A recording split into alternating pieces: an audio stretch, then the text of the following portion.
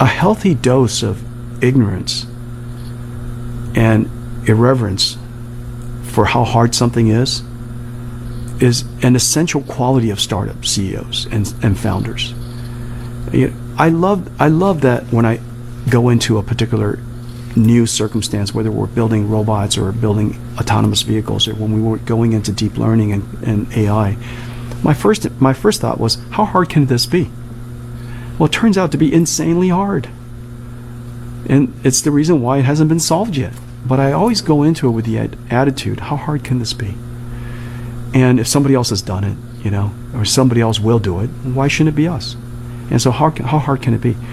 And so I think when the three of us first founded the company, I think our attitude was how hard could it be? Well, it turns out to be insanely hard. The amount of pain and suffering that, setbacks and disappointments and surprises and, building exactly the wrong technology and having to learn something brand new.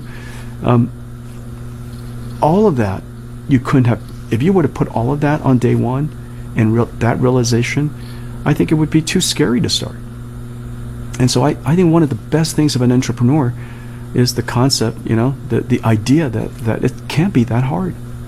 And because they only have one person or two people or five people, you're not going to tackle anything too challenging. And so you either have to solve really small problems, or you have to believe that between the three of you, you could tackle the world. It's how hard could it be?